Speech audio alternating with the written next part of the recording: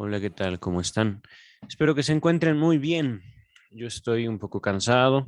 Ha sido una semana pesada, pero estoy feliz de que tengo libre mi fin de semana. Pienso publicar este video el próximo miércoles. Y bueno, este video tiene por objetivo compartir con ustedes la obra del doctor Sigmund Freud. Estamos ya avanzados en el texto El chiste y su relación con lo inconsciente. Estamos en el volumen octavo de la edición Amor Rortu. Cronológicamente estamos en 1905, ¿vale? Les recuerdo. Para este momento se han hecho importantes avances, digamos, en el estudio de el chiste como un fenómeno social, como un fenómeno psíquico. Y aquí llegamos a un capítulo llamado Relación del chiste con los sueños y el inconsciente. Perdón, y lo inconsciente. Repito, el vínculo, ahorita leía la edición de Luis López Ballesteros, pero en la Standard Edition o en Amororto Editores se llama El vínculo del chiste con el sueño y lo inconsciente. Podría parecer trivial, relación, vínculo son sinónimos. Aún así, me gusta, digamos, hacer esta lectura un poco más compleja, un poco más también completa, porque recordemos que es justamente uno de los fenómenos que hemos visto, hemos estudiado aquí en este canal y en este texto en particular, la relación del sujeto con el lenguaje. Ajá. En algún momento, tal vez no lo expresé de esta manera, tal vez tampoco Freud lo dijo así, eso sí, definitivamente Freud no lo dijo, pero en algún momento de la lectura de este título, del chiste y su relación con lo inconsciente, llegué a pensar que el ser humano es como un parásito del lenguaje y que el lenguaje es, por supuesto, un fenómeno que nos trasciende. Y, por supuesto, el chiste se ha insertado poco a poco como un fenómeno propio del lenguaje. Llamo en todo caso al ser humano como un parásito del lenguaje por la vida misma que tiene el lenguaje. Ajá. Y el chiste es el ejemplo excelente de ello. Cómo un chiste tiene que ser concebido en un momento dado, en un lugar específico. Ajá. No es tan chistoso, digamos, una frase en alemán para un alemán, alguien que habla alemán, como Sigmund Freud, que para nosotros puede no tener ningún sentido. Ajá. Y de igual manera, un chiste que es para nosotros muy gracioso, que nos da gran placer al escucharlo, para un alemán, para un inglés, para alguien que no habla español, puede resultar incomprensible y por supuesto carente de todo sentido y de toda gracia. Pero bueno, por eso una lectura, digamos, en dos traducciones, que se llegó a complicar todavía más el capítulo pasado, la estoy haciendo con el objetivo de dar una mejor aproximación a la idea que nos quiso transmitir el doctor Freud, ajá, con su texto. Ahorita realmente este capítulo no lo he leído en las dos traducciones independientes como en el capítulo pasado. Yo tengo fe, espero, que al abordar la edición estándar que tengo yo en pantalla, que les estoy mostrando en mi mano, el texto será comprensible. Ajá. En caso contrario, voy a retomar no la exposición del capítulo pasado o no la forma de exposición, es decir, no pienso yo grabar este capítulo dos veces, de acuerdo con las dos traducciones. Simplemente voy a remitirme a Luis López Ballesteros en caso de que encontremos algún párrafo, alguna idea, algún segmento del texto que no nos quede del todo claro, al menos a mí. Por supuesto, si alguna parte del texto no es clara para ustedes, por favor, en la caja de comentarios pueden dejar ustedes alguna observación. Dicho lo anterior, empezamos directamente y como el capítulo pasado voy a abstenerme de hacer más comentarios, más explicaciones de las que el texto trae de por sí. Ajá. Comienza el doctor Freud, estamos en la página 153 del volumen octavo Standard Edition o Amor Rorto Editores, ¿vale? Dice Freud, al final del capítulo donde se procuró descubrir la técnica del chiste, dijimos, véase página 84, que los procesos de condensación y conformación sustitutiva y sin ella, de desplazamiento, de figuración por un contrasentido y por lo contrario, de figuración indirecta, etcétera, que según hallamos cooperaban en la producción del chiste, muestran muy amplias coincidencias con los procesos del, entre comillas, trabajo del sueño. Allí nos reservamos, por un lado, estudiar con mayor cuidado esas semejanzas y, por el otro, explorar lo común entre chiste y sueño que así parece insinuarse. Nos facilitaría mucho el desarrollo de esa comparación que pudiéramos dar por sabido uno de los términos de ella, en guión el trabajo del sueño. Ajá, es decir, quiere Freud indagar al respecto de eso. Pero quizá mejor no hagamos ese supuesto. He recibido la impresión de que mi obra, La interpretación de los sueños, publicada en 1900, en el año de 1900, produjo entre mis colegas más, entre comillas, desconcierto que, entre comillas, iluminación. Y sé que vastos círculos de lectores se han contentado con reducir el contenido del libro a una consigna, entre comillas, cumplimiento de deseo, que se retiene con facilidad y se presta a cómodos abusos. Repito, se presta a cómodos abusos. Esto es importante. Aquí Freud está haciendo una declaración al respecto del impacto que él ha percibido de su obra magna, La interpretación de los sueños, en la comunidad médica. Ajá. Mis colegas, se refiere a los médicos, neurólogos. Ajá. No se refiere a los psicoanalistas, que recordemos, para 1905, Freud es básicamente el único psicoanalista de la historia para ese momento. Ajá.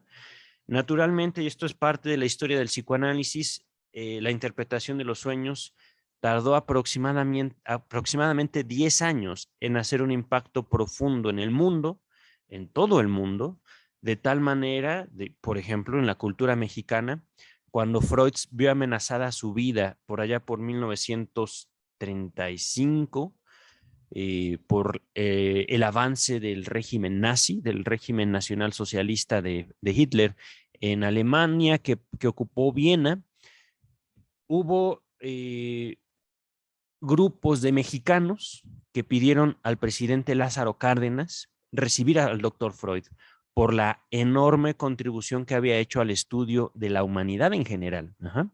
Pero estamos hablando ya de un mundo sumamente impactado por la interpretación de los sueños, para empezar, que es la obra que funda el psicoanálisis. Y ahora, esta obra que funda el psicoanálisis trae a la comunidad científica una hipótesis, y una hipótesis que demuestra en la interpretación de los sueños. El sueño es un cumplimiento de deseo. Ajá, por eso dice una consigna, entre comillas, cumplimiento de deseo. Pero ahí ni siquiera en esto cumplimiento de deseo está el sueño es un cumplimiento de deseo. Ajá. A través de esta hipótesis, Freud estructura toda su teoría en la interpretación de los sueños. Ya hicimos todo un estudio al respecto. Ahorita basta ya de mi comentario, vamos a continuar, ¿vale? Continúa el doctor Freud. Luego he seguido ocupándome de los problemas allí tratados, para lo cual me brindó abundantes ocasiones mi actividad médica como psicoterapeuta. Y debo decir que no he hallado nada que me exigiera alterar o mejorar mis argumentaciones. Y por eso puedo aguardar tranquilo a que al fin mis lectores me entiendan, o bien una crítica perspicaz me demuestre los errores básicos de mi concepción. A efectos de compararlo con el chiste, repetiré aquí, en apretada síntesis, lo más indispensable acerca del sueño y del trabajo del sueño. Perfecto. Aquí quiero recordarles que en este espacio ya se hizo un estudio completo de la interpretación de los sueños. Ciertamente es un libro al que hay que dedicarle tiempo. Y como en todo el psicoanálisis, hay que abordarlo con paciencia. Ajá. Hay que aproximarse al doctor Freud como una persona más dentro de todo este mundo, que quiere decir algo. Ajá.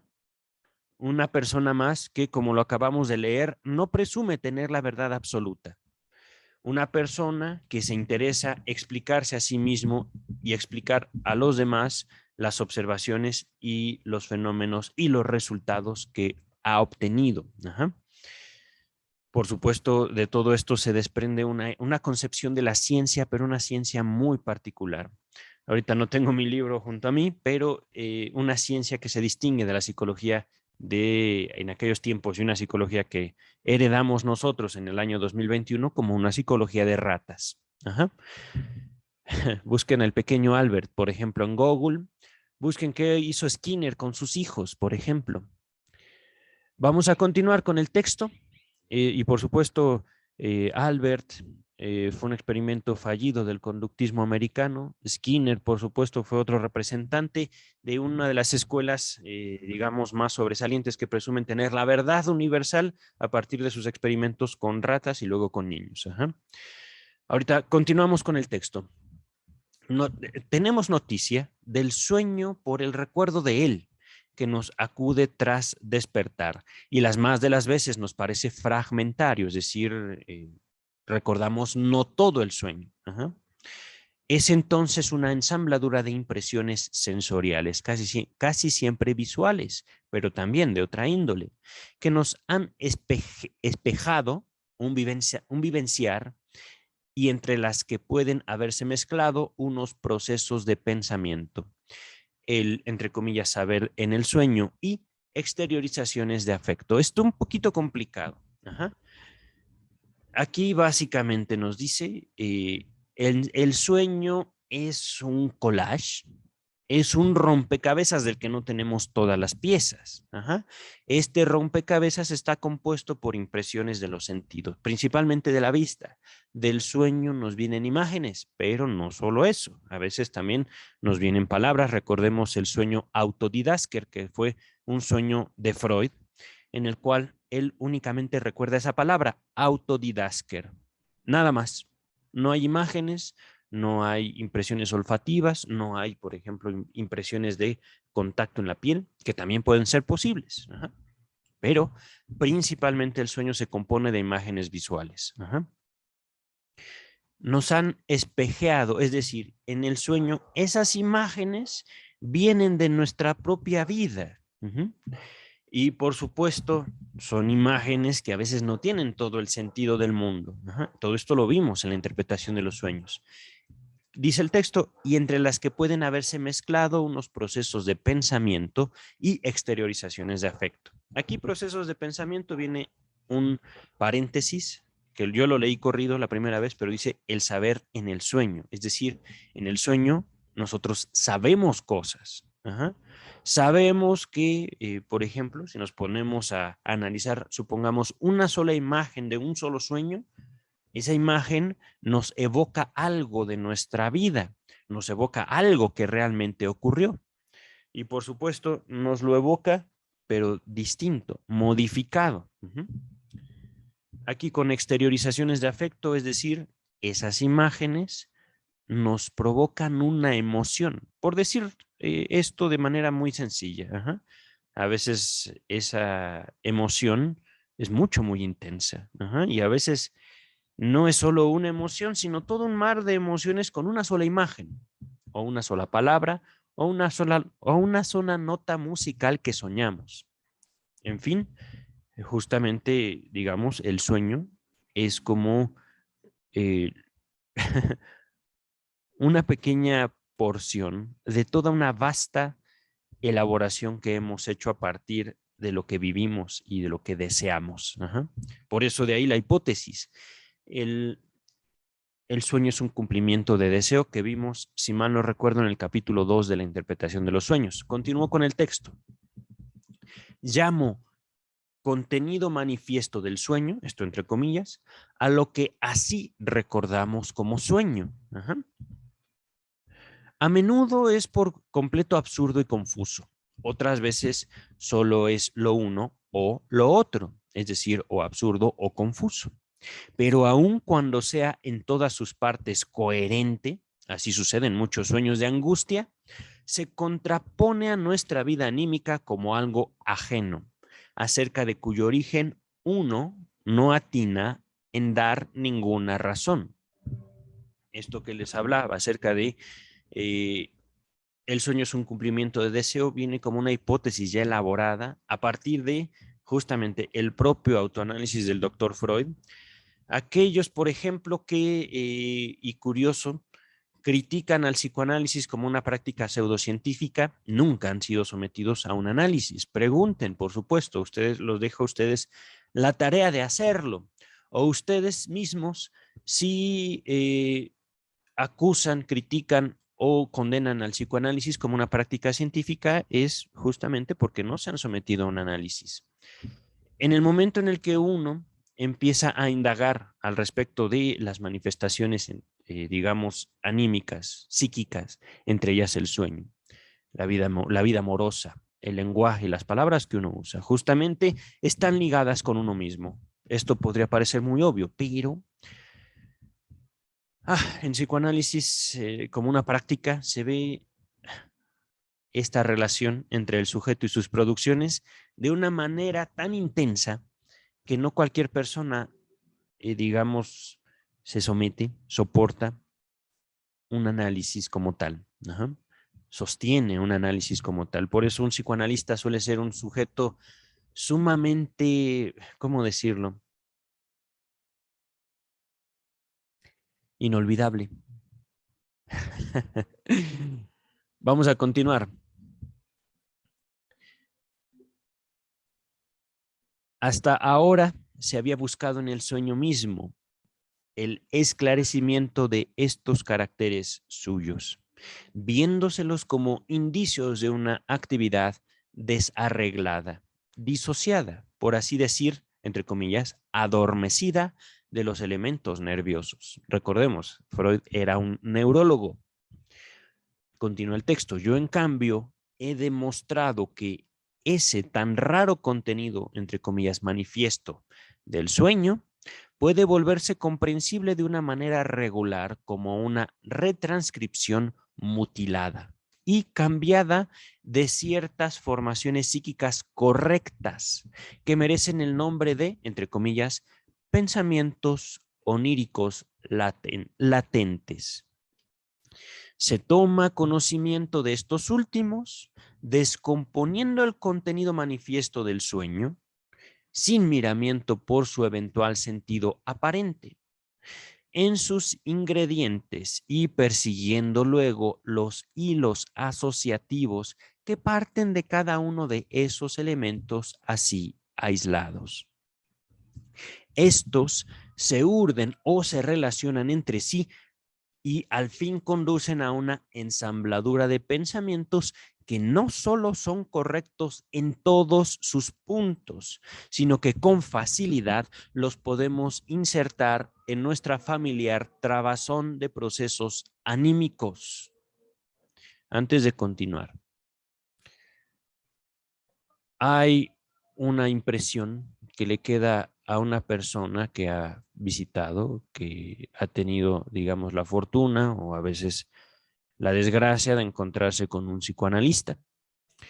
Y esto es que uno se da cuenta, así me lo han dicho, que uno no está tan equivocado, que ciertamente los juicios que uno tiene, a pesar de ser contrarios hacia uno mismo, hacia los demás, son correctos. A veces, y esto se los digo, ¿cómo decirlo? Por la impresión que he tenido a partir de mi contacto con el psicoanálisis, a veces uno quisiera creer más en la vida y en otras personas. Y ciertamente, no a partir tanto del psicoanálisis y una crítica que nosotros pudiéramos hacer de los demás, es, ¿cómo decirlo? Como regresarle al sujeto la capacidad de pensar. Entonces, y todo esto se debe justamente a partir de la interpretación de los sueños, a partir de una producción que hace el doctor Freud, en donde demuestra que los sueños no son nuestras estupideces, que los sueños no son nuestras producciones locas, son realmente la forma en la cual nosotros nos procuramos un alivio. Por eso, el sueño como cumplimiento de deseo tiene una función. Ajá. Y por supuesto, por eso el psicoanálisis aún hoy vive, 2021. Continuamos con el texto.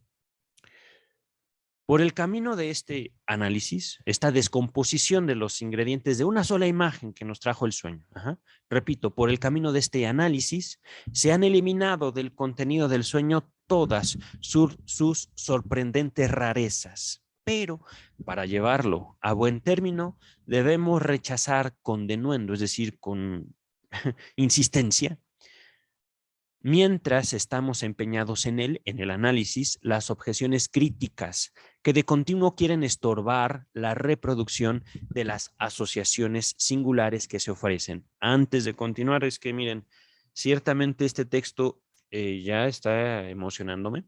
Podrán comprender, podrán también, espero que perdonar mi emoción, pero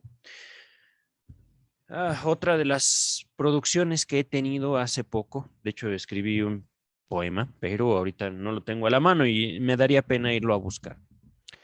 ¿Saben lo que es sentir? La pregunta parece estúpida, pero no lo es. Si nosotros realmente sintiéramos, no seríamos capaces de nada. Si nosotros, digamos, nos viéramos embargados por la emoción, nos viéramos impactados físicamente por una sola emoción, la que ustedes quieran, alegría, tristeza, dolor, placer. Si nos viéramos invadidos por eso, la vida sería literalmente imposible. Y ciertamente parte de lo que ya no reconoce las autoridades médicas internacionales, hablo de la OMS, hablo de la APA, Asociación Psiquiátrica Americana, es que sentimos y de que realmente el sentimiento puede embargarnos, puede tomar el control de alguno de nosotros en algún momento de nuestra vida y por supuesto que es un control avasallante el de la emoción, la que ustedes quieran, absolutamente cualquiera. Y esto, por supuesto, este comentario va mucho más allá de una noción, de una idea de salud mental. Pero ya voy a continuar con el texto. De la comparación entre el contenido manifiesto del sueño, recordado, y los pensamientos latentes, así descubiertos, se obtiene el concepto del trabajo del sueño, esto entre comillas. Continúa. Este designa la íntegra suma de los procesos transmudadores que transportaron los pensamientos oníricos latentes hasta el sueño manifiesto. Ahora bien, es al trabajo del sueño al que adhiere la extrañeza que antes nos había provocado el sueño. Es decir, este trabajo del sueño es como una crítica que nosotros nos hacemos a nosotros mismos y, por supuesto, a nuestras producciones. Continuamos. Ahorita estoy siendo también muy específico. Hay todo un trabajo muy bello que ya hicimos aquí, ¿vale? Continúa el texto. A su vez, la operación del trabajo del sueño puede describirse del siguiente modo. Una ensambladura de pensamientos, las más de las veces muy complicada, que se edificó en el curso del día y no fue llevada a su tramitación, a su fin, a su meta. Guión un resto diurno. Retiene aún durante la noche el monto de energía, guión, o el interés, que reclamaba y amenaza perturbar el dormir. El trabajo del sueño muda ese resto diurno en un sueño, volviéndolo inocuo o inofensivo para el dormir, para ofrecer asidero a aquel trabajo. El resto diurno tiene que ser susceptible de una formación de deseo. Condición esta de cumplimiento no precisamente difícil. Es que está un poquito difícil de seguirle, pero a ver. Vamos a continuar a ver si el texto mismo nos lo aclara. El deseo procedente de los pensamientos oníricos forma el estadio previo y luego el núcleo del sueño. La experiencia recogida en los análisis, no la teoría del sueño, nos dice que en el niño basta para formar un sueño, un deseo cualquiera, pendiente de la vigilia, es decir, del día a día. Ajá. Ese sueño se muestra luego entramado y provisto de sentido, pero las más de las veces es breve y con facilidad se lo discierne como un, entre comillas, cumplimiento de deseo. En el adulto parece condición universal, perdón, parece de universal, parece condición de universal vigencia para el deseo creador del sueño que sea ajeno al pensar consciente, vale decir, un deseo reprimido, o bien que pueda tener unos refuerzos desconocidos para la conciencia. Sin el supuesto de lo inconsciente, en el sentido que antes expusimos, véase página 141, yo no sabría llevar más adelante la teoría del sueño ni interpretar el material de experiencia que ofrecen los análisis de sueños. Pues bien, la injerencia de ese deseo inconsciente en el material de pensamientos oníricos, material correcto en los términos de la conciencia, es la que produce el sueño. Este último es, por así decir, arrastrado hacia abajo, hacia lo inconsciente, dicho con mayor exactitud, sometido a un tratamiento que es corriente en el estadio de los procesos cogitativos, es decir, de pensamiento inconscientes y característico de ese estadio. Hasta ahora es solo desde los resultados del, entre comillas, trabajo del sueño. Precisamente como tenemos noticias sobre los caracteres del pensar inconsciente y su diferencia respecto del pensar, entre comillas, preconsciente, susceptible de conciencia. Está un poco complicado, pero les voy a pedir sean pacientes. Ajá. El texto mismo, ¿cómo decirlo? Hay una característica, digamos, del psicoanálisis de tener un cierto respeto por las cosas, empezando por el sueño. Es verdad, no recordamos todo el sueño, recordamos una parte.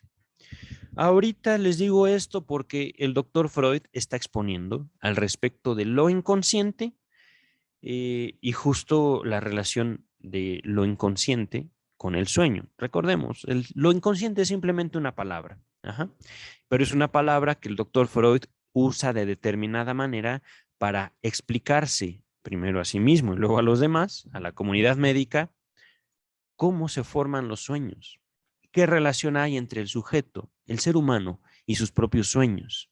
Esa relación justamente, el deseo, pero no es un deseo, ¿cómo decirlo? Fácil de reconocer. A veces lo fácil no es por, ¿cómo decirlo? Un trabajo enorme que tengamos que hacer para reconocer nuestro sueño. Es simplemente un atrevimiento. Es simplemente un carajo. Es verdad, yo quiero eso. Y para llegar a eso, ¿cómo decirlo? ¿Cómo decirlo?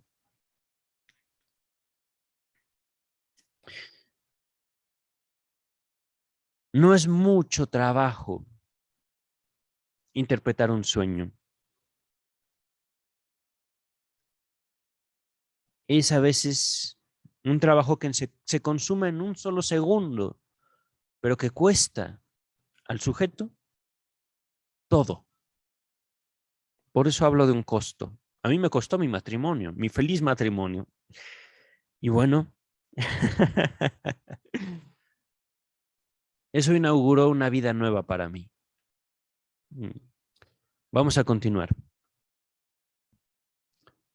Es harto difícil. Un segundito. Aquí está. Es harto difícil que en una exposición apretada gane en claridad una doctrina novedosa, nada simple y que contradice la manera usual de pensar.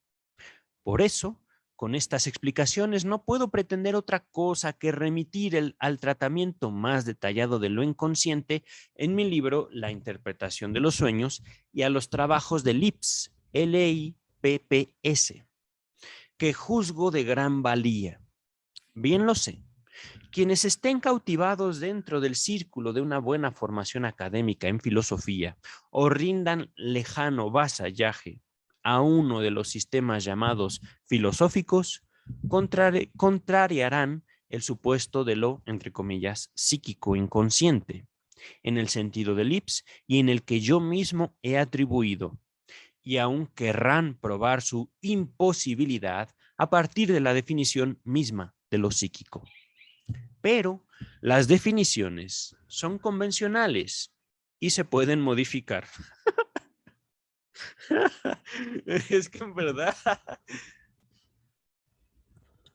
Freud no era ningún tonto.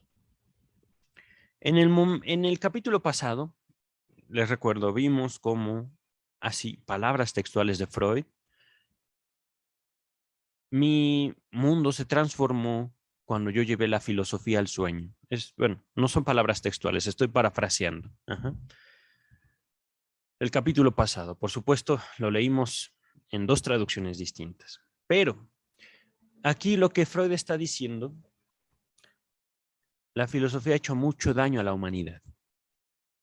No saben cuánto. En el momento en el cual ustedes puedan concebir que no solo piensan, sino sienten, y por supuesto, no buscan llevar una moralidad a su sentir, no buscan ser asertivos,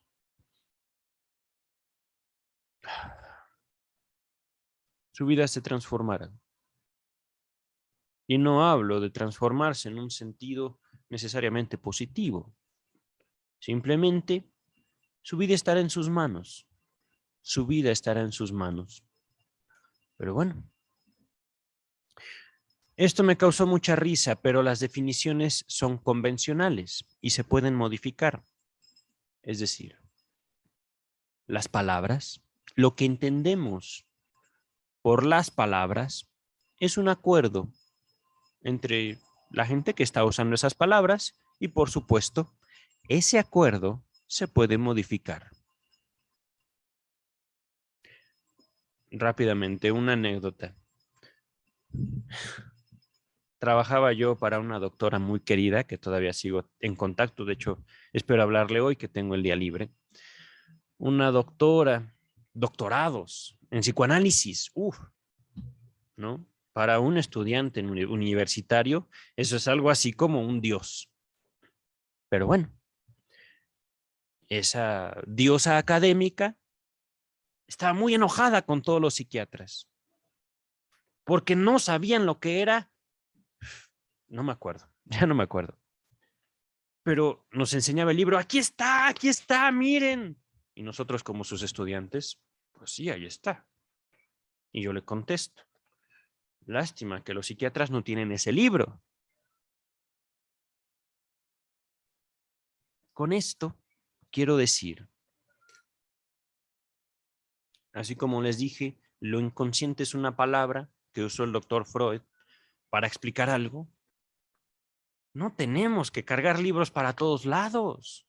No tenemos que llevar Wikipedia o la RAE para decir, esa palabra yo la quiero usar así. Y esto es infantil. También por eso, en algún momento dado, llegué a pensar, somos parásitos del lenguaje. Y por el lenguaje, nosotros como seres humanos adquirimos vida.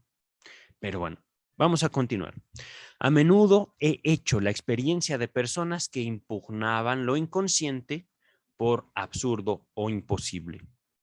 Y no habían recogido sus impresiones de las fuentes de donde, al menos para mí, dimanó, emergió, nació el constreñimiento a aceptarlo, el dolor a aceptar. Esto es justamente el trabajo del análisis es un trabajo que puede acabar en 5 minutos, puede acabar en 1 minuto, 1 segundo, y no por una gran interpretación que nos da el analista, por un silencio, por una mirada.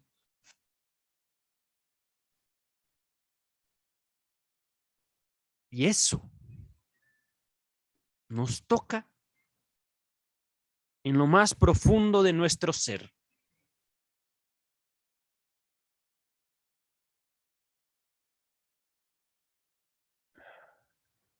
Y por supuesto, uno no sale sin angustia, uno no sale relajado, feliz de un análisis, sino a veces temblando,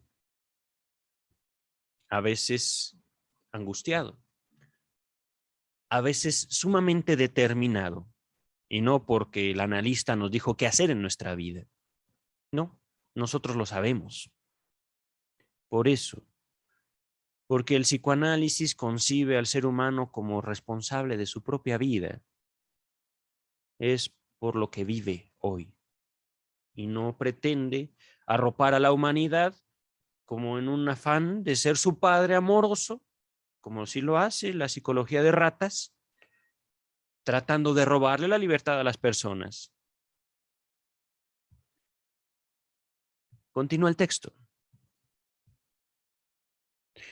Estos opositores de lo inconsciente nunca habían presenciado el efecto de una sugestión posthipnótica y les provocaba el mayor de los asombros lo que yo les comunicaba como muestra de mis análisis de neuróticos no hipnotizados.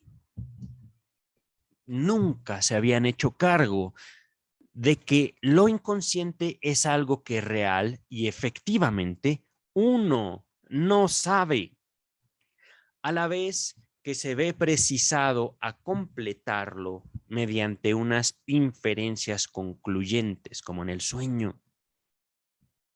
En verdad, lo entendían como algo susceptible de conciencia, es decir, que es posible conocer, que a uno no se le había pasado por la cabeza y no estaba en el, entre comillas, centro de la atención. Tampoco, tampoco habían intentado convencerse de la existencia de esos pensamientos inconscientes en su propia vida anímica, mediante análisis de un sueño propio. Y toda vez que yo lo ensayaba con ellos, es decir, a ver, vamos, ¿quieren ver el psicoanálisis como ciencia? Ahí está el diván, ahí está el diván. Pero no solo el diván, platíqueme su sueño. Y ahora platíqueme de esa sola imagen, de esa sola palabra, de ese solo sonido que recuerda de su sueño. Continúa el texto. Y toda vez que yo lo ensayaba con ellos, el análisis del sueño, solo asombrados y confusos podían acoger sus propias ocurrencias como autores del sueño. Esto no lo dice el texto, pero se los comparto. Además, he tenido la impresión de que el supuesto de lo inconsciente tropieza con resistencias esencialmente afectivas, fundadas en que nadie quiere tomar conocimiento de su inconsciente, siendo lo más cómodo desconocer por completo su posibilidad. Esto no sin razón, ya se los había comentado un poquito antes. Sentir no es un, ay, estoy enamorado, no. Estoy enamorado y mi vida ya no es la misma. Mi vida acabó, literalmente mi vida acabó. Estoy enamorado, por ejemplo. Estoy feliz. No puedo salir de mi casa porque estoy muy feliz. O tengo mucho miedo. Y por supuesto, tengo tanto miedo que no salgo de mi cama, por ejemplo. Dice el texto, el trabajo del sueño, pues, al que vuelvo tras esta digresión, es decir, este recuerdo, esta exposición. No, esta exposición, no, este regreso, digresión, regresar. Somete, permítame, ya mis vecinos pusieron su música más fuerte. No sé si se escuche, pero voy a cerrar la ventana.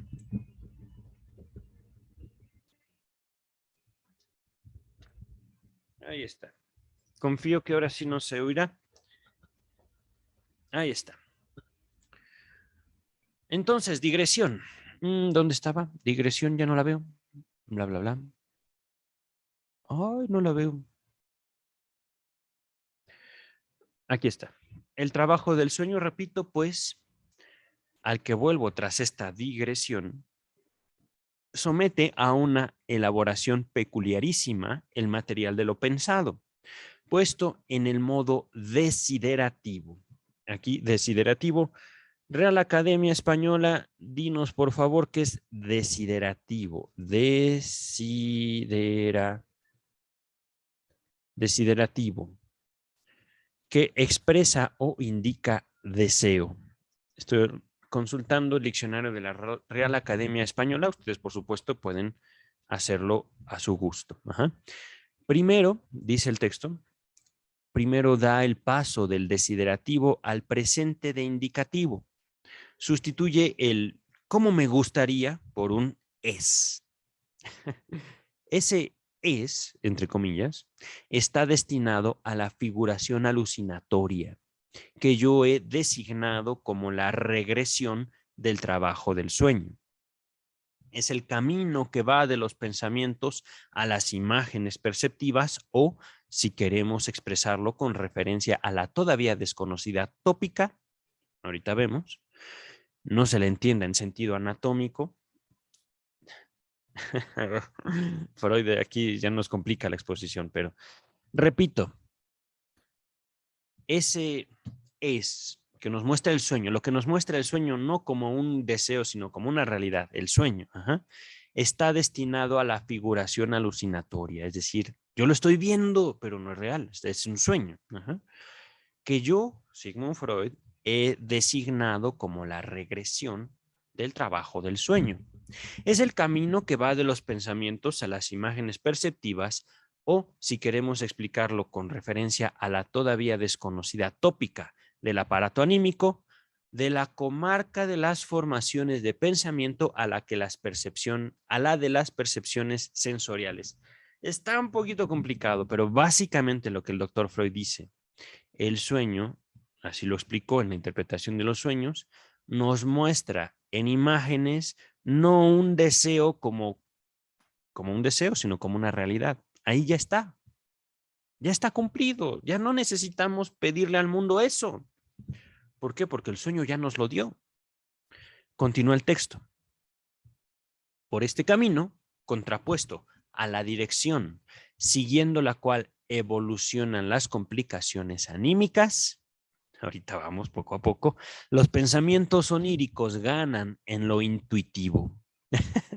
Al fin resulta una situación plástica como núcleo de la, entre comillas, imagen onírica manifiesta. Maldita sea, doctor Freud, no me facilita la exposición de esto. A ver, permítame un segundo. Ahorita hemos avanzado poco. Estamos en la página 156 de la edición estándar.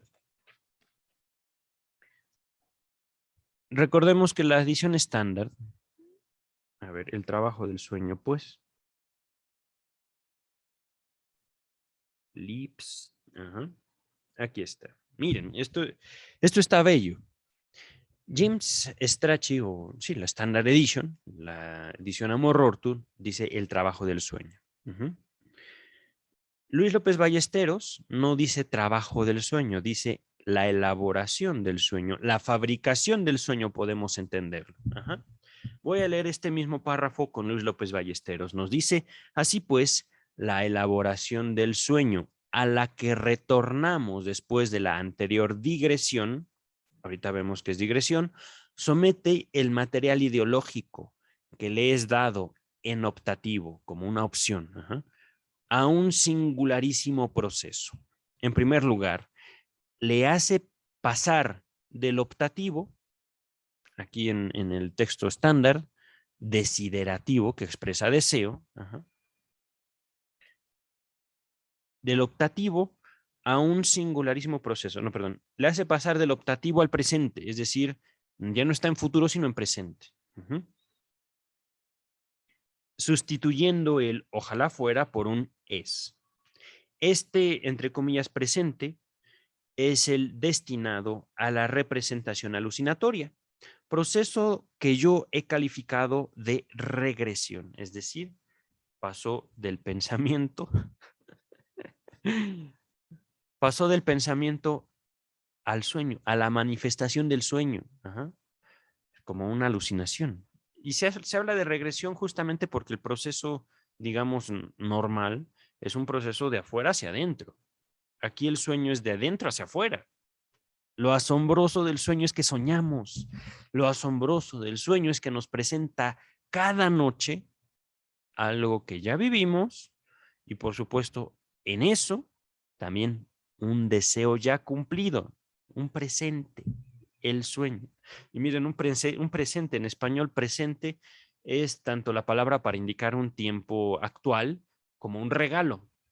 Eso es bello, se me acaba de ocurrir. Pero bueno, aquí. Eh, este presente, este tiempo actual, este deseo ya cumplido, es el destinado a la represión, a la representación alucinatoria, es decir, a la manifestación del sueño, proceso que yo, Sigmund Freud, he calificado de, entre comillas, regresión de la elaboración del sueño. Esto es, el recorrido desde los pensamientos a las imágenes y no anatómicamente, no, a las imágenes, perdón, a las imágenes de percepción. O si queremos hablar en función de la tópica del aparato anímico, desde el campo de las formaciones ideológicas al de las percepciones sensoriales. Antes de continuar, estamos ahorita abordando, y en este capítulo, en la lectura o abordaje, estudio de este capítulo, ha estado saliendo mucho al paso, digamos, el doctor Freud lo acaba de decir, un segundito, las definiciones son convencionales y se pueden modificar. Ajá. Se los expliqué cómo las palabras son acuerdos que podemos modificar. Ahorita el doctor Freud dice, yo he calificado de regresión. Ujú. De esta manera, digamos, es como se funda también el psicoanálisis como ciencia y por supuesto el psicoanálisis como ciencia se ve en un análisis. ¿Qué quiere decir con dolor? ¿Qué quiere decir usted? Tú que me escuchas con placer. ¿Por qué eso es terrible o por qué eso es agradable? ¿Por qué? En el momento en el cual no tomamos a las palabras como ya comprensibles, sino que en medio de esas palabras ponemos a un sujeto, hombre, mujer, niño, adulto, lo que ustedes quieran, que está usando las palabras para tratar de hacer algo, en ese momento nace un psicoanálisis como práctica. Y en el momento en el cual ustedes ya no ponen a la palabra, sino ponen un sueño suyo como un constructo, como una elaboración de ustedes para ustedes mismos, serán capaces de analizar. Pero bueno, eso no es sencillo en el sentido, digamos, del costo que paga uno. A ver, vamos a continuar con la Standard Edition, ¿vale? Por este camino, contrapuesto a la dirección siguiendo la cual evolucionan las complicaciones anímicas. Eso de complicaciones anímicas era lo que quería ver. A ver, por este camino opuesto a la dirección evolutiva de las complicaciones anímicas. Está exactamente igual. Lo complicado de la vida anímica, de las emociones, podría decir. Llegan las ideas del sueño a adquirir perceptibilidad y constituye una escena plástica como nódulo, como centro de la imagen onírica manifiesta. Esto es en Luis López Ballesteros. Acá dice, por este camino contrapuesto a la dirección siguiendo la cual evolucionan las complicaciones anímicas, es decir, nosotros nos complicamos viendo el mundo, pero el sueño nos complica mostrándonos nuestro interior. Los pensamientos oníricos ganan en lo intuitivo, ganan en lo perceptible, en lo identificable. Ajá. Al fin, resulta una situación plástica como núcleo de la, entre comillas, imagen onírica manifiesta, es decir, lo que el sueño nos muestra. El sueño nos muestra que los sueños están construidos por pensamientos oníricos, una forma de elaboración de lo que nosotros vivimos. Continúa el texto. Para alcanzar esa figurabilidad, los pensamientos del sueño han debido experimentar hondas transfiguraciones de su expresión.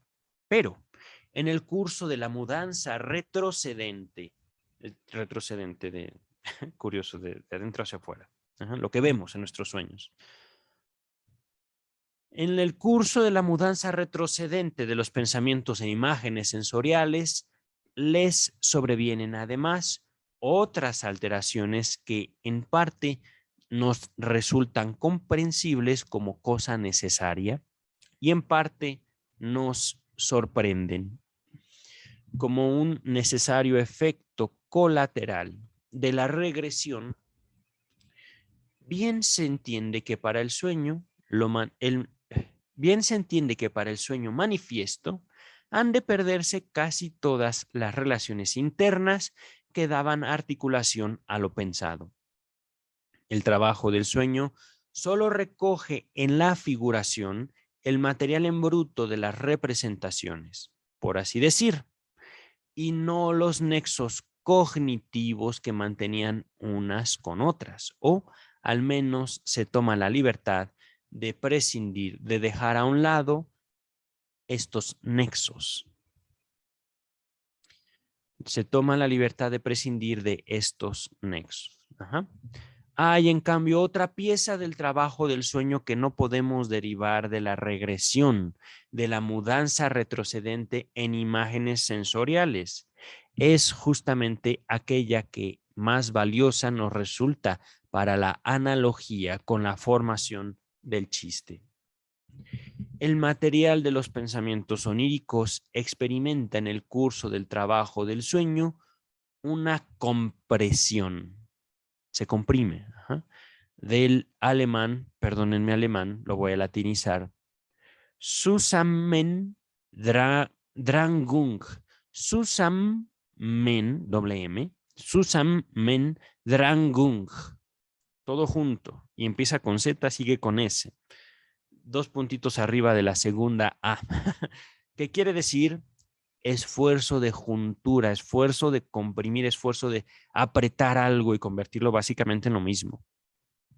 O condensación, nos dice el texto.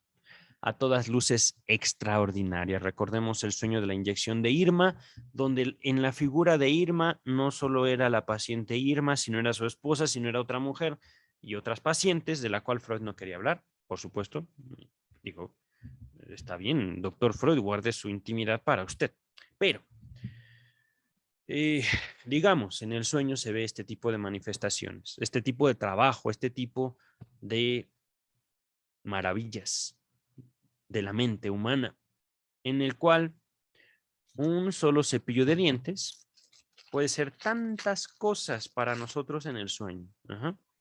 Que este cepillo, ahorita que lo pienso, lo compré no para lavarme los dientes, sino para lavar algunos zapatos. Pero bueno, continúa el texto.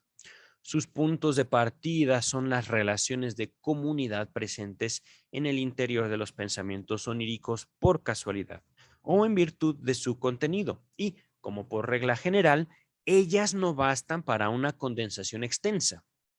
En el trabajo del sueño son creadas nuevas relaciones de comunidad, artificiales y pasajeras.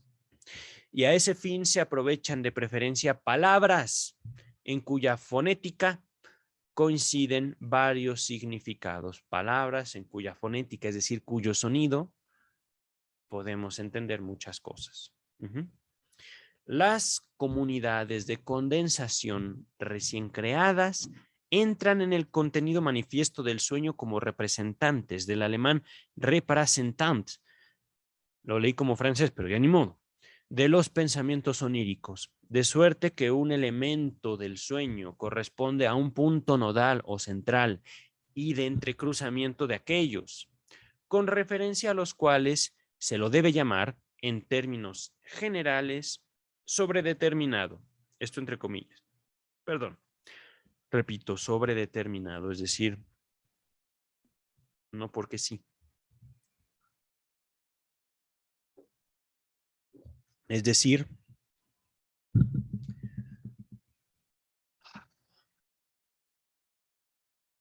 así tenía que ser. ¿Por qué? Porque yo soy yo, porque tú eres tú. Continúa el texto. El hecho de la condensación es la pieza del trabajo del sueño que con mayor facilidad se discierne, se identifica, se observa, se intuye. Basta comparar el texto de un solo sueño consignado por escrito con la transcripción de los pensamientos oníricos alcanzados mediante análisis para formarse una impresión de la vastedad de la condensación onírica. Es decir, una sola imagen, supongamos como una fotografía, un selfie, una selfie, y en esa selfie, en esa imagen, en esa caricatura, está contenida toda nuestra vida anímica, toda. Por eso hablo de las maravillas, digamos, no de lo psíquico según el psicoanálisis, sino de lo psíquico humano, de la mente humana. Continúa el texto. Menos fácil es convencerse de la segunda gran alteración operada por el trabajo del sueño en los pensamientos oníricos. El proceso que yo he llamado desplazamiento o descentramiento, es decir, el centro ya no está ahí, sino en otro lado, en el sueño, dice Freud. Desplazamiento o descentramiento en el sueño. Descentramiento. Ya ven, el doctor Freud ahora inventando palabras, pero eso es lo bello también, tanto del psicoanálisis como de su propia vida. Por favor, inventen palabras. Dice el texto, se exterioriza en que lo que está en situación central en el sueño manifiesto, es decir, el sueño como lo recordamos, y emerge con gran intensidad sensorial. En los pensamientos oníricos era periférico y accesorio. Y a la inversa, lo voy a decir, esto ya no está en el sueño. Lo que era central en los pensamientos oníricos está por ahí en una esquina de la fotografía, de la imagen. Ajá. Continúa el texto. De esa manera, el sueño aparece desplazado o descentrado respecto de los pensamientos oníricos. Y justamente a ese desplazamiento se debe que se presente ajeno e incomprensible a la vida anímica despierta. Creo que esto se entiende. Voy a continuar, ¿vale? Para que se produjera semejante desplazamiento, debería ser posible que la energía de investidura pasara de las representaciones importantes a las no importantes sin inhibición alguna, lo cual, en el pensar normal, susceptible de conciencia, solo provocaría la impresión de una, entre comillas, falacia, una mentira, una ilusión. Transmudación en algo figurable. Esto me costó mucho trabajo en aquella lectura. Transmudación en algo figurable quiere decir la capacidad de estos pensamientos oníricos de manifestarse, de expresarse en imágenes, en impresiones sensoriales. Ajá. Continúa. Repito mejor.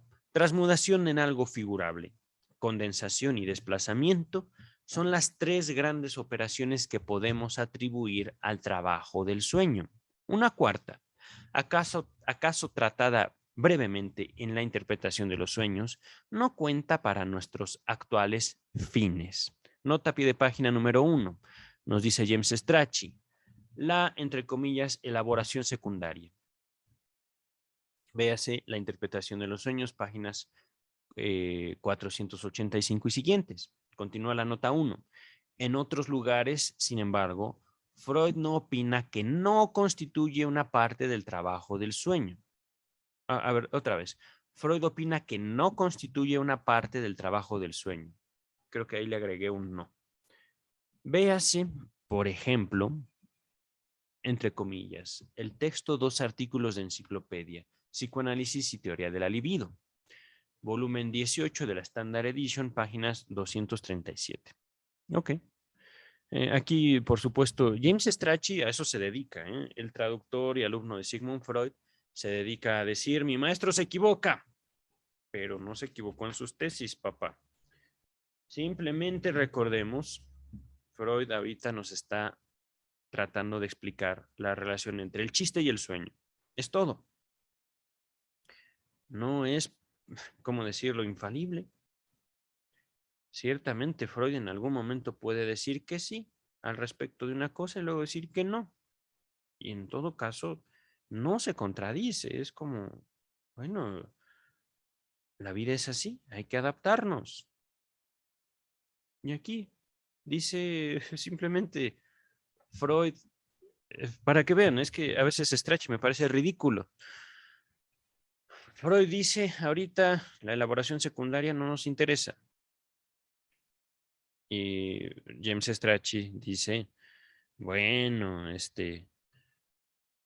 ciertamente no nos interesa para el chiste, pero sí es una formación sí es una situación importante en la construcción del sueño. Ok, pero no es el punto ahorita, Strachey, gracias. Continúa el texto, ¿vale? En un desarrollo consecuente, es decir, con lógica, de las ideas sobre la, entre comillas, tópica del aparato anímico, que en eso quedó pendiente en este mismo texto, en este mismo capítulo, tópica del aparato anímico y la regresión. Y solo un desarrollo así conferiría su pleno valor a esas hipótesis de trabajo. Habría que tratar de definir las estaciones de la regresión en que se consuman las diversas transmutaciones de los pensamientos oníricos. Está complicado, pero realmente es muy sencillo. Tópica, lugar. Cuando en páginas atrás Freud nos hablaba de una tópica anatómica, cabeza, cuello, brazos, piernas, tengo piernas, tengo estómago, tengo dedos, tópica, lugar. Ajá. Pero cuando Freud intentó hablar, digamos, de la formación del sueño, fue que empezó a usar consciente, preconsciente, inconsciente. Aquí se habla ya de una tópica, digamos, del aparato anímico. Ajá. El aparato anímico completo sería consciente, preconsciente y inconsciente. En ese primer momento, en esa primera aproximación que Freud hace en la interpretación de los sueños. Ya una segunda tópica, y esto ya les estoy adelantando, es yo, ello y superyo. Pero no prescinde, no cancela, no está desdiciendo el consciente, preconsciente e inconsciente. Y tampoco los está, digamos, relacionando completamente. Ajá. No es que el yo sea consciente, no. Simplemente, digamos, lo puedo ilustrar así, es como una relación de espejo. Ajá. No lo contrario, sino más bien en relación a. Vamos a continuar. Ajá. Hablando de la primer tópica del aparato anímico, consciente, preconsciente e inconsciente, que es simplemente un acuerdo más. Ajá. Podemos prescindir de eso ya en la práctica. Pero para explicarnos, ahí sí es necesario. Repito, ¿vale? En un desarrollo lógico, consecuente de las ideas sobre la tópica del aparato anímico y la regresión, recordemos regresión, que nuestros pensamientos al soñar se vuelven imágenes o se vuelven una impresión sensorial, y solo un desarrollo así conferiría, ay no, a ver, es que aquí otra vez Freud está abriendo paréntesis dentro de una idea y en el paréntesis es muy extenso. Voy a retomar esto en dos lecturas, ¿vale? En un desarrollo consecuente de las ideas sobre la tópica del aparato anímico y la regresión, habría que tratar de definir las estaciones de la regresión en que se consuman las diversas transmutaciones de los pensamientos oníricos. Ahí ya se comprende. Ajá. Bueno, un poquito complicado, pero paciencia, queridos escuchas. Si nosotros buscamos explicarnos el sueño como una producción, es necesario pensar que hay partes de nuestra mente que viven el mundo de diferente manera. Una consciente, una susceptible de conciencia y una de la que de plano no sabemos nada. No sabemos, pero ahí está. Ajá. Así, sencillo. Ese intento aún no se ha emprendido seriamente, pero al menos acerca del desplazamiento, cabe indicar con certeza que debe consumarse en el material de lo pensado mientras se encuentra en el estadio de los procesos inconscientes. Tan complicado, ahorita vemos. Aquí creo que me serviría también Luis López Ballesteros, pero vamos a continuar. Acabo este párrafo y regreso ahí. En cuanto a la condensación, uno se la tiene que representar probablemente como un proceso que se extiende por todo el trayecto hasta alcanzar la región de la percepción. Pero, no me importa antivirus, permítame, ahí está. Pero, en general, será preciso contentarse con el supuesto de un efecto simultáneo de todas las fuerzas que participan en la formación del sueño. A pesar de la cautela que desde luego hay que guardar en el tratamiento de estos problemas y respetando los reparos de principio, que no entraremos a considerar aquí, sobre un planteo semejante, yo aventuraría tal vez la tesis de que el proceso del trabajo del sueño, preparatorio de este último, ha de situarse en la región de lo inconsciente. Así, en términos gruesos, cabría distinguir tres estadios en la formación del sueño. Primero, el traslado de los restos diurnos preconscientes a lo inconsciente, en lo cual no pueden menos que colaborar las condiciones del estado del dormir. Eso se vio en la interpretación de los sueños. Básicamente no podemos movernos. Ajá. Continúa el texto. El segundo, es decir, el primero pasó lo que vivimos a nuestro inconsciente, ¿vale? El segundo, el genuino trabajo del sueño en lo inconsciente. Y el tercero, la regresión del material onírico así elaborado hasta la percepción, el sueño propiamente, en calidad de la cual el sueño deviene consciente. Miren, doctor Freud, y creo que por los comentarios que he venido haciendo, voy a evitar ahorita la lectura de Luis López Ballesteros. Se quedó algo que me llamó la atención, pero vamos a continuar. Si tienen alguna duda, por supuesto, caja de comentarios.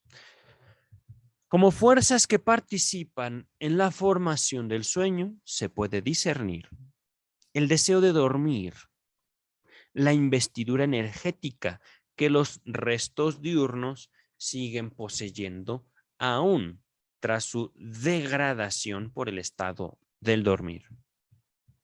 Degradación, resto de valor. La energía psíquica del deseo inconsciente formador del sueño y la fuerza contrarrestante de la censura, entre comillas, que gobierna la vida de vigilia, aunque no es cancelada por completo durante el dormir. Tarea de la formación del sueño es, sobre todo, vencer la inhibición impuesta por la censura. Y justamente esa tarea se soluciona mediante los desplazamientos de la energía psíquica dentro del material de los pensamientos soníricos. Ahora, acordémonos de la ocasión que nos sugirió indagar el chiste con relación al sueño. Antes de continuar, me he saltado la nota número 2 a pie de página. Es una nota de James Strachey, discúlpenme, a veces me caga, me enoja James Strachey. Es que es mucho trabajo. A ver, nota número 2, así se las voy a leer, sin más contexto. Probable alusión a la insuficiencia de un enfoque puramente tópico de los procesos anímicos. Sin dudas al respecto fueron expuestas por él mucho tiempo después en Lo inconsciente, secciones 2 y secciones 7. Dejemos a Strachey asociando lo que dice su maestro con lo que dice su maestro con lo que él no quiere decir. Pero bueno, continuamos con el texto. Entonces, ahorita Freud nos iba a... Escuché mi celular, discúlpeme. No creo que sea tan relevante, pero me gustaría checar. No voy a hacer algo del trabajo. Ahí está. A ver, no, bendito Dios, una instalación, una actualización, pero nada importante. Repito, ahora acordémonos de la ocasión que nos sugirió indagar el chiste con relación al sueño. Hallamos que el carácter y el efecto del chiste están atados a ciertas formas de expresión, ciertos recursos técnicos, entre los cuales los más llamativos son las diversas variedades de la condensación, el desplazamiento y la figuración indirecta. Pues bien, procesos que llevan a esos mismos resultados, condensación, desplazamiento y figuración indirecta, se nos han vuelto notorios como peculiaridades del trabajo del sueño. Entre paréntesis, esto es mío, esto, lo que sigue es mío. El sueño comparte la posibilidad con el chiste, el sueño comparte con el chiste de que son posibles porque hay un inconsciente. Y esto, por supuesto, ¿cómo decirlo? Está expresado mal de parte mía. Vamos a continuar, ¿vale? Pero hay una idea ahí. Hay una idea. Les pido, busquen esa idea. Posibilidad humana, sueño, chiste, condensación, desplazamiento, decir sin decir, figuración indirecta. Ajá. Continuamos. ¿No nos sugiere esta concordancia inferir que el trabajo del chiste y del sueño han de ser idénticos al menos en un punto esencial? Opino que el trabajo del sueño nos revela los principales caracteres de este y los procesos psíquicos del chiste se nos y de los procesos psíquicos del chiste se nos oculta justo aquella pieza que tenemos derecho a comparar con el trabajo del sueño, a saber, es decir, el proceso de la formación del chiste en la primera persona, el autor, recordemos. Ajá. ¿No cederíamos a la tentación de construir ese proceso por analogía con la formación del sueño? Tramposo el doctor Freud. Pero creo que tiene razón.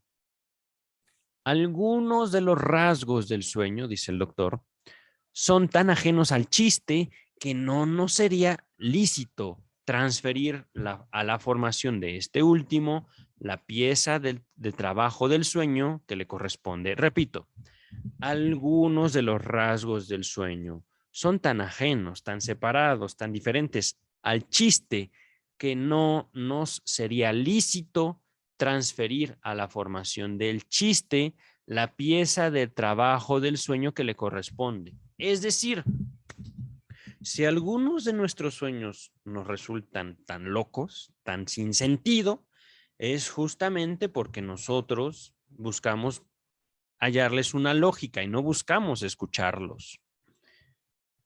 Lo mismo ocurre en el chiste, pero de manera como un espejo. A ver, continúo con el texto, a ver si esto queda más claro, ¿vale? La regresión de la hilación de pensamiento hasta la percepción falta sin duda en el chiste. Es decir, el chiste no nos hace alucinar. No lo hace, a pesar de que podamos evocarnos una imagen. Entran un policía, un sacerdote y una feminista a un bar. Ajá. Ya no continúo. En cambio, los otros dos estadios de la formación del sueño, la caída de un pensamiento preconsciente hasta lo inconsciente y la elaboración inconsciente nos brindarían, si los supusiéramos en la formación del chiste, exactamente el resultado que podemos observar en este. A ver, otra vez. Los dos estadios en la formación del sueño. Vemos algo, lo guardamos, preconsciente, es decir, que lo guardamos, y de repente ya forma parte de nuestro inconsciente. Y luego nuestro inconsciente nos lo devuelve en el sueño. Ajá. Nos brindaríamos, si lo supusiéramos, esto es lo que se me dificulta. Si este trabajo en la elaboración del sueño, vemos, recordamos, no pensamos en eso, nuestro inconsciente nos lo regresa como algo visto en el sueño, y si eso lo imponemos, lo imprimimos, lo trasladamos al chiste, obtenemos básicamente el mismo resultado. Ahorita vamos a continuar, ¿vale? Ahorita aquí veo más aclarado el tema o la idea. Decidámonos entonces por el supuesto de que este es el proceso de la formación del chiste en la primera persona, es decir, el autor del chiste, a quien se le ocurrió. Un pensamiento preconsciente es entregado por un momento a la elaboración inconsciente y su resultado es aprehendido con H de tomar enseguida por la percepción consciente. Ahí está el trabajo de la elaboración del chiste. Y su relación con la elaboración del sueño. Dice el texto, pero antes de examinar en detalle esta tesis, consideremos una objeción capaz de poner en peligro nuestra premisa. El doctor Freud viviendo en peligro, pero es la vía, si es la vida. Carpe diem. Dice el texto. Partimos del hecho de que las técnicas del chiste indican los mismos procesos que nos son notorios como peculiaridades del trabajo del sueño. Ahora bien, es fácil objetar, refutar, contradecir que no habríamos descrito esas técnicas como condensación, desplazamiento, etcétera, ni obtenido unas concordancias tan vastas entre los medios figurativos del chiste, es decir, las formas en las que se elabora el chiste, se presenta el chiste, y el sueño, si nuestro conocimiento previo del trabajo del sueño no nos hubiera seducido a concebir aquellas así. De suerte que en el fondo no hacemos sino hallar corroboradas en el chiste las expectativas con que lo abordamos viniendo del sueño. En otras palabras, más corto y más preciso, el doctor Freud, usted ve lo que quiere ver. Usted entiende lo que quiere entender. Usted está tomando el chiste para comprobar su hipótesis de el chiste es el chiste. El sueño es un cumplimiento de deseo. Está usted haciendo trampa. Y es el doctor Freud el que lo está diciendo. Por eso carpe diem. Dice el texto, ¿vale? Tal génesis de la concordancia no ofrecería una garantía segura de su existencia, solo nuestro prejuicio. Además, ningún otro autor ha aplicado, de hecho, a las formas expresivas del chiste estos puntos de vista de la condensación, del desplazamiento y aún la figuración indirecta. No se me había ocurrido esa forma de comprender la figuración indirecta. Decir sin decir. Esto es algo que he visto en muchas mujeres. Ahí demuestran su inteligencia, su genialidad. Y es también aquí donde puedo señalar la relación entre el psicoanálisis y, digámoslo así, el pensamiento femenino. Una libertad de crear, de decir sin decir.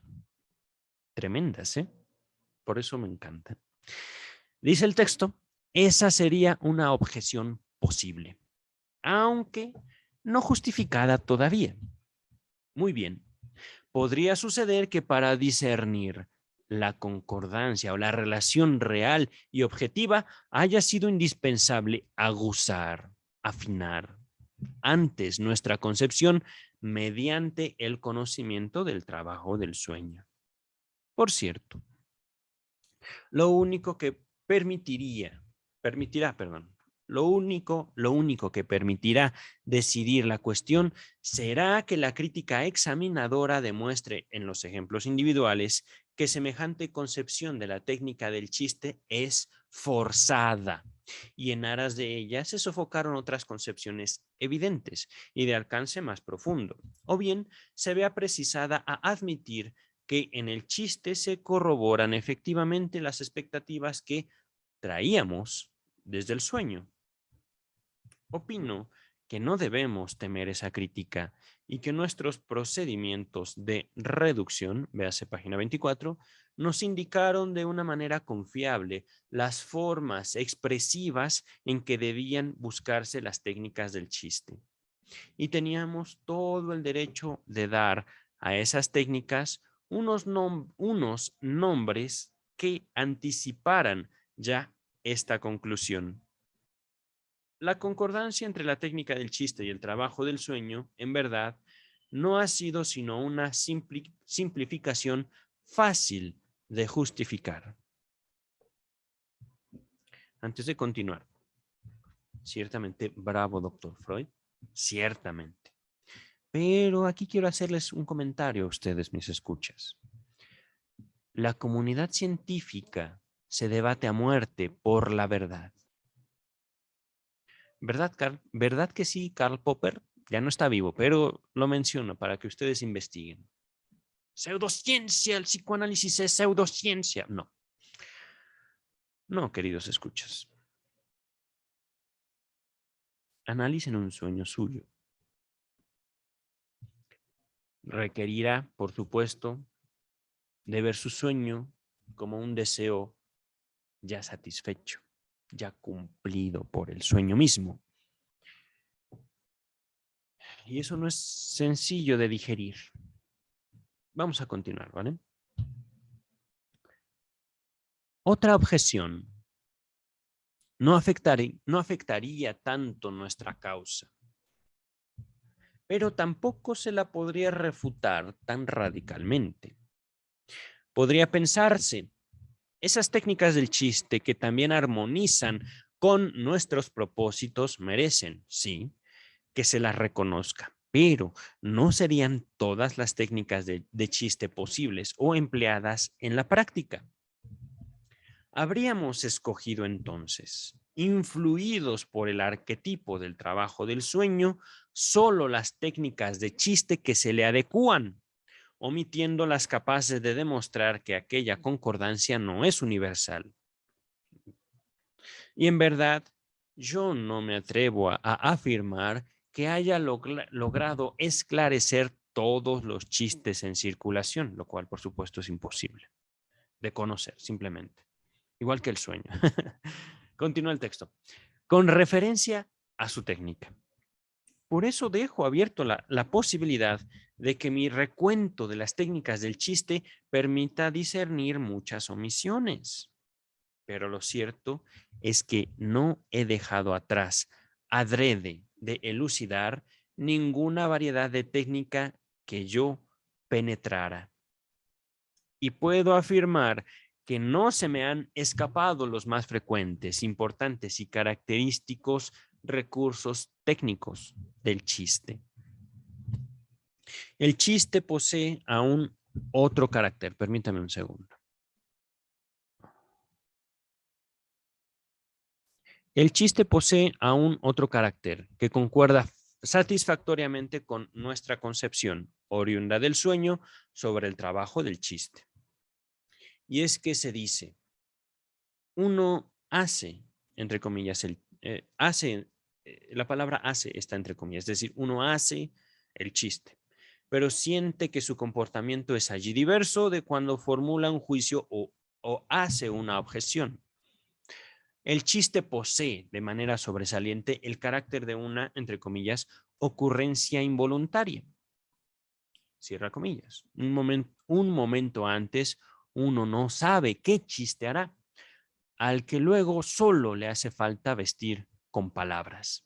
Más bien, se siente algo indefinible, que yo me inclinaría a comparar con una ausencia, un repentino cese de la tensión intelectual. Y hete aquí que el chiste brota de golpe, las más de las veces junto ya con su vestidura de palabras. Ajá. Muchos de los recursos del chiste, por ejemplo, el símil y la alusión, hallan también empleo fuera de él, en la expresión del pensamiento. Puedo proponerme adrede hacer una alusión. En tal caso tengo primero que en las mientes, en la audición interior, es decir, hablando con uno mismo, la expresión directa de mi pensamiento. Me inhibo a exteriorizarla por algún reparo debido a la situación. Entre paréntesis, es como si me propusiera sustituir aquella por una forma de expresión, por una forma de la expresión indirecta. Y entonces produzco una alusión. Pero la alusión así nacida, formada bajo mi continuo control, nunca es chistosa, por feliz que pudiera resultar. La alusión chistosa, en cambio, aparece sin que yo sea capaz de perseguir en mi pensar esos estadios preparatorios. No pretendo atribuir excesivo valor a esta conducta. Difícilmente sea lo decisivo, pero armoniza harto bien con nuestro supuesto de que en la formación del chiste uno abandona por un momento una hilación de pensamiento, que luego, de repente, aflora como chiste desde lo inconsciente. También en lo asociativo, los chistes muestran un comportamiento particular. A menudo no están a disposición de nuestra memoria cuando lo queremos, y otras veces, en cambio, se instalan de una manera como involuntaria, y aún en lugares de nuestra hilación de pensamiento donde no comprendemos su injerencia. Perdonen si estoy cerrando un poco los ojos, estoy leyendo con los ojos entrecerrados, porque vaya que estuve leyendo mucho esta semana, no leía Freud, estuve leyendo otras cosas, y he leído tanto y tuve tanto mis lentes que me duele aquí, mi tabique nasal. Entonces también por eso me he quitado los lentes, ¿vale? Me van a ver como leyendo con los ojos cerrados, no es, no es verdad, los tengo entrecerrados, ¿vale? A ver, bla, bla, bla. Voy a repetir esto. También en lo asociativo, los chistes muestran un comportamiento particular. A menudo no están a disposición de nuestra memoria cuando los queremos y otras veces, en cambio, se instalan de una manera como involuntaria y aún en lugares de nuestra hilación de pensamiento donde no comprendemos su injerencia, es decir, su valor, su función. Tampoco son estos más que unos pequeños rasgos, pero que de todos modos señalan su descendencia de lo inconsciente. Procuremos reunir ahora los caracteres del chiste que se puedan referir a su formación en lo inconsciente. Tenemos sobre todo su particular brevedad, un rasgo, por cierto, indispensable de él, pero enormemente singularizador. Del chiste está hablando. Cuando lo hallamos por primera vez, nos inclinamos a considerarlo una expresión de tendencias al ahorro, pero enseguida desvalorizamos esta concepción mediante unas objeciones naturales. Véase página 43 y 44 de este volumen, ¿vale? Ahora nos parece más bien signo de la elaboración inconsciente que el pensamiento del chiste ha experimentado. En efecto, a su correspondiente en el sueño, la condensación, no podemos acordarlo con otro factor que la localización en lo inconsciente. Y tenemos que suponer que en el proceso del pensar inconsciente están dadas las condiciones faltantes en lo preconsciente de esas condensaciones. Maravilloso. Nota a pie de página número 3, nos dice el doctor Freud. Además del trabajo del sueño y la técnica del chiste, he podido registrar la condensación como un proceso regular y significativo o importante en otro acontecer anímico, el mecanismo del olvido normal, no tendencioso. Impresiones singulares ofrecen dificultades al olvido. Las análogas de alguna manera se olvidan si son condensadas a partir de sus puntos de contacto. La confusión de impresiones análogas es uno de los estadios previos al olvido. Aquí dentro de la nota número 3 nos dice James Strachey. Freud abundó sobre esto en una nota añadida en 1907 en Psicopatología de la Vida Cotidiana, volumen 6, página 266. Ese texto ya lo vimos también. Regresamos al texto principal. Cabe esperar que en el proceso de condensación se pierdan algunos de los elementos a él sometidos, mientras que otros que se hacen cargo de la energía de investidura de esos se edifiquen por la condensación, fortalecidos o hiperintensos. La brevedad del chiste sería entonces como la del sueño, un necesario fenómeno concomitante de las condensaciones sobrevenidas en ambos. En los dos casos, un resultado del proceso condensador. A ese origen debe también la brevedad del chiste su particular carácter, no más definible, pero llamativo a la sensación. Antes de continuar, permítame tomar un poquito de agua. Ya me está costando algo de trabajo. No quisiera yo interrumpir la lectura. Me siento cómodo, un poco cansado realmente. Me duele aquí, miren, esta parte. Entre los lentes y el cubrebocas, que esta semana sí lo he tenido, pero pegado a la cara. Quiero comprarme otro cubrebocas o incluso reparar uno que tengo que está hecho no por una liga que se sostiene de las orejas, sino es todo un paño que me puedo amarrar a lo largo de la cabeza.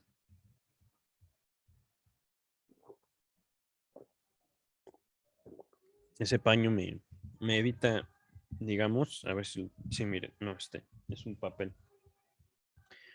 Tengo mis cubrebocas cerca de mi cama para básicamente ponérmelos al despertar. Pero bueno, un pequeño descanso, ya me cansé. Ay, sí. Se me olvidó comprar chocolate ahorita. Pero bueno, continuamos con el texto. Ya antes, en la página 119, hemos concebido como ahorro localizado uno de los resultados de la condensación, a saber, la acepción múltiple del mismo material, el juego de palabras, la homofonía, y derivamos de un ahorro así el placer que procura el chiste inocente, entre paréntesis. Luego, véase páginas 123 y 124, descubrimos el propósito originario del chiste en obtener con aquellas palabras, en obtener con las palabras aquella misma ganancia de placer de que se era dueño en el estadio del juego. Estadio, podríamos decir, el carácter juguetón de nuestra alma, de nuestro ser. A la que en el curso del desarrollo intelectual le fue poniendo diques o límites la crítica de la razón. Ahora nos hemos decidido por el supuesto de que unas condensaciones como las que sirven a la técnica del chiste nacen de manera automática, sin propósito fijo, durante el proceso del pensar en lo inconsciente. No estamos frente a dos diversas concepciones del mismo hecho que parecen inconciliables entre sí. Creo que no. Es verdad que son dos concepciones diversas y reclaman que se las acuerde una con la otra, pero no se contradicen. Simplemente son ajenas entre sí. Y cuando establezcamos un vínculo entre ellas, es probable que hayamos avanzado un paso en nuestro conocimiento. Que tales condensaciones sean fuente de una ganancia de placer se concilia muy bien con la premisa de que hayan con facilidad en lo inconsciente las condiciones de su génesis, es decir, de su origen. Más bien, Vemos la motivación para la zambullida en lo inconsciente en la circunstancia de que ahí es fácil que se produzca la condensación dispensadora de placer que el chiste necesita. Esto lo anticipamos. El chiste es posible gracias a lo inconsciente. Y por supuesto aquí lo que está diciendo el doctor Freud es que la condensación es una manifestación de el trabajo inconsciente. Digámoslo así, ese yo que no soy yo, que de todos modos me muestra cosas mías, nuestros sueños, ¿vale? Por eso lo ajeno, por eso la escisión, por eso la división. Continúa el texto. También otros dos factores que en un primer abordaje parecen por completo ajenos y como reunidos por un indeseado azar, se discernirán, considerados más a fondo, como íntimamente enlazados y hasta en una misma esencia. Perdón, y hasta de una misma esencia. Me refiero a estas dos tesis. Por una parte, el chiste pudo producir en el curso de su desarrollo, en el estadio del juego, vale decir, en la infancia de la razón, esas condiciones placenteras. Por la otra, en estadios más altos consuma esa misma operación mediante la zambullida del pensamiento en lo inconsciente. Es que lo infantil es la fuente de lo inconsciente. Y los procesos del pensar inconsciente no son sino los que en la primera infancia se establecieron en forma única y exclusiva.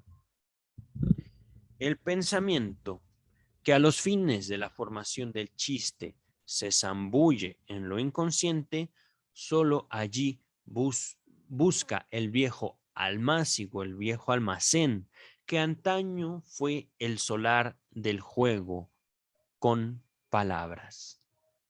Qué bello. En otras palabras, el chiste nos recuerda, nos revive, nos permite regresar a nuestra niñez en el momento en el que las palabras son para jugar, ¿vale? El pensar, continúa el texto, el pensar es retraído por un momento al estadio infantil a fin de que pueda tener de nuevo al alcance de la mano aquella fuente infantil de placer. Si no se lo supiera ya por la exploración de la psicología de las neurosis, es decir, el psicoanálisis, por fuerza se vislumbraría a raíz del chiste que esa rara elaboración inconsciente no es otra cosa que el tipo infantil del trabajo de pensamiento. Solo que no es muy fácil atrapar en el niño este pensar infantil con sus peculiaridades que se conservan en lo inconsciente del adulto. En efecto, las más de las veces se lo corrige, por así decir, in statu nascendi, en estado naciente, se le corrige. Es decir, viene el chiste, nos recuerda qué bonito era ser un niño y jugar con las palabras, y de repente, ¡pum!, viene la crítica. Están haciendo y ¡pum!, se cancela. El inconsciente de los adultos, ¿vale? La crítica de la razón, la educación. Continúa el texto. Pero en una serie de casos se lo consigue y entonces reímos siempre por la, entre comillas, tontería infantil.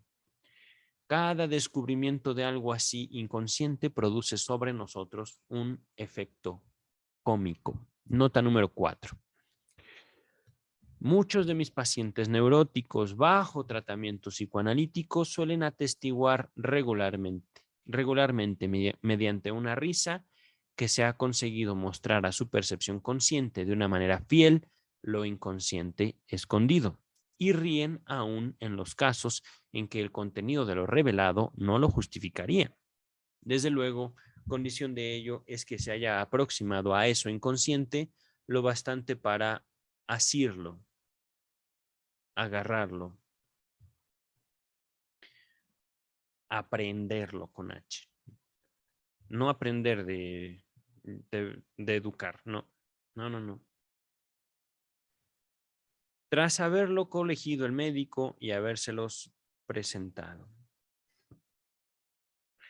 Miren, no quería yo hacer esto, pero vamos un poquito antes de la mitad. Tal vez ya vamos más de la mitad.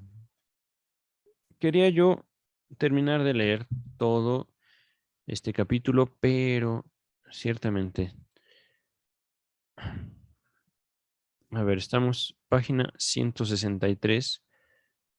Estoy retomando una relación conmigo mismo, con mi propio cuerpo, en el cual me he decidido darme mis espacios, ¿vale? Darme mis tiempos y ahorita no me duele la cabeza, pero estoy cansado, ciertamente. Entonces,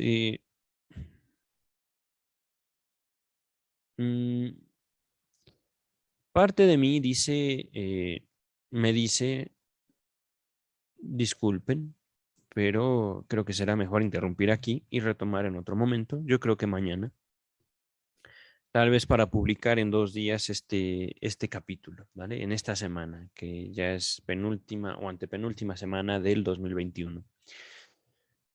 En fin, voy a hacerle caso a mi cuerpo y ahorita voy a tomar también nota. Estamos en la nota número 4, permítanme, página 163. Ya avanzamos más de la mitad del capítulo, pero mi cuerpo me pide descansar y no voy a presionarme más. Página 106.3, después nota 4. Hasta aquí leímos. Ajá.